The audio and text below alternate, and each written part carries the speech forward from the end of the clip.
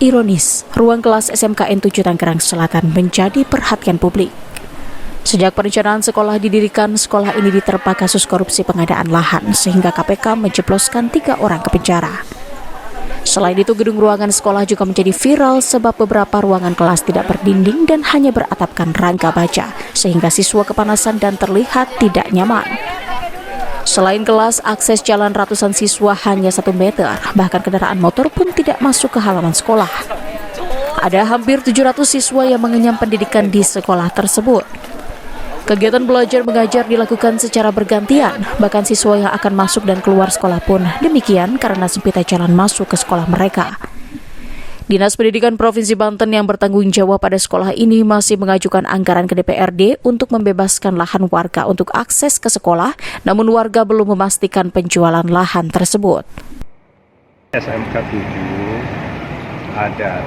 7 Tangerang Selatan adalah SMK yang didirikan memang jauh sebelum saya dididik. Hari ini terus kita selesaikan berbagai persoalan, dari mulai akses jalan, kemudian pemenuhan ruang kelas baru, kemudian pemenuhan ruang praktek siswa. Nah, itu kita lakukan secara bertahap. Sementara itu, pengamat kebijakan publik dari Banten Institute for Governance Studies mengaku prihatin dengan kondisi SMKN 7 Tangsel.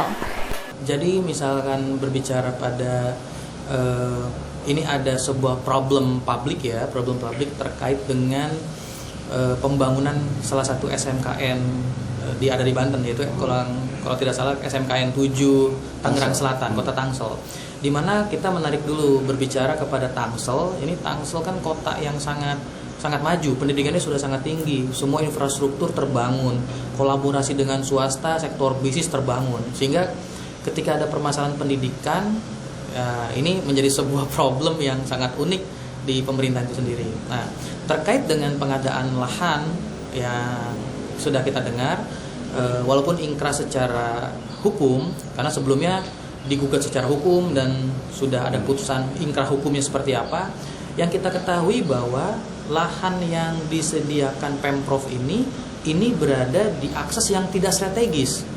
Padahal kalau kita berbicara dari kebijakan publik itu dalam menyusun program kebijakan, pasti input dan prosesnya dalam formulasi kebijakan itu selalu dilihat dulu, aksesibilitasnya ada tidak, apalagi ini berbicara pada infrastruktur publik.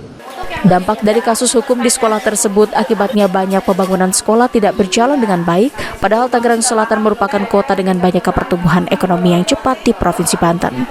Karena ini aksesibilitasnya keluar masuk kendaraan sangat sulit dan sebagainya, walaupun ada anggarannya, pasti butuh effort lebih besar lagi untuk namanya bangunan, kita mau mendirikan bangunan sekolah, infrastruktur sekolah kan butuh sarana prasarananya masuk, alat-alat besarnya masuk dan sebagainya, sumber daya bangunannya, pasir, batu, kemudian batu kali, kemudian batu bata dan sebagainya kan, tapi akses jalan tidak masuk, ya kan, ini menjadi sebuah problem juga. Anda ketika melihat sekolah itu miris tidak secara fisik? Ya, karena pertanyaannya ini sekolah negeri gitu loh. Sekolah negeri itu berarti berbicara pada kebijakannya jatuh pada kewajiban negara. Dan hari ini ejawantahnya kebijakannya untuk SMKN itu kewajibannya ada di provinsi, tingkat provinsi. Hingga saat ini Dinas Pendidikan masih mengajukan anggaran di provinsi melalui DPRD Banten, namun anggaran akan turun di tahun 2024 mendatang. Ariel Maranus, Fajri Munawir, dan Syabudin Atar melaporkan dari Kota Tangerang Selatan dan Kota Serang.